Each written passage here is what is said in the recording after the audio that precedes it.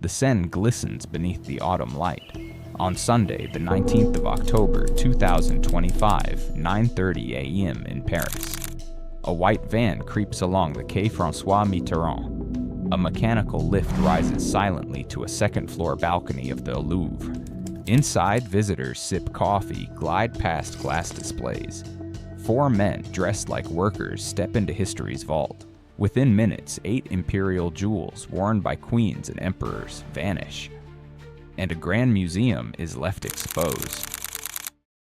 Thieves escaping the Louvre Museum in Paris following the date. They chose the Galerie d'Apollon, a hall of mirrors, gilded ceilings, and royal ambition, commissioned by Louis XIV, doors open to generations of power and privilege. Inside, the French crown jewels, diadems, tiaras, necklaces, earrings, gems once worn by queens like Marie-Émilie, empresses like Eugénie de Montijo. Not just luxury, but memory, empire, identity. They arrived disguised. High visibility vests, work boots, tools.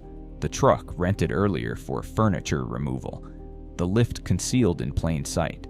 Backup waiting on scooters. At 9:30 a.m., the museum had been open for only half an hour. The stage was set. They moved in through the window. 2 climbed the lift. They reached the balcony of the Galerie d'Apollon, using an angle grinder, sparks against glass. Inside, the room holds 2 high-value cases. They struck. In under 7 minutes, according to investigators, the raid was done. Alarms triggered, guards alerted, but the thieves were already exiting. They left the way they came: lift, scooters, traffic. 1 crown was dropped, found on the pavement outside the museum, badly damaged. They vanished into the city. The museum evacuated the public. Time stretched. Visitors were escorted out. Lights flashed. The world watched. In the aftermath, 2 suspects in their 30s, both previously known to police, were arrested. One at Charles de Gaulle Airport as he tried to board a flight to Algeria. The other in Seine-Saint-Denis preparing to travel to Mali.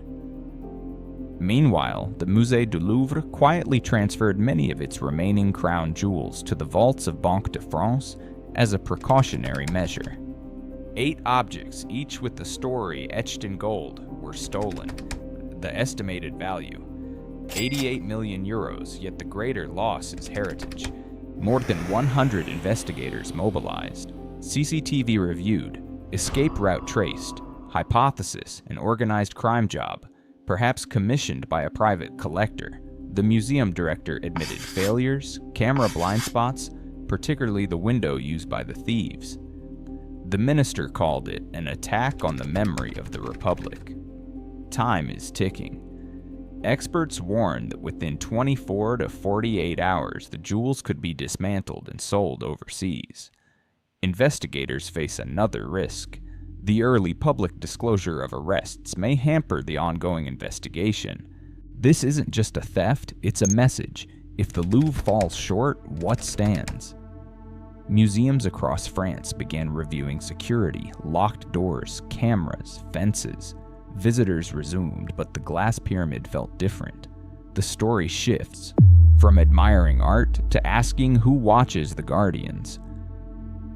In the age of mass tourism, cutbacks, and overcrowding, vulnerability grows. 8 minutes, 8 jewels, a corridor, a window, a city's memory fractured. What was stolen was not just metal and gems. It was lineage, ceremony, power rendered visible. The Louvre heist leaves more than an empty case. It leaves a question: how do we protect the symbols of our history when the guardians fail? And what happens to those symbols once the glass is gone? Once the stones are recut? Once the story is rewritten? In the Gallery of Time, there is a vacancy now. A silence echoing through gold leaf ceilings. The heist ends. The reckoning begins.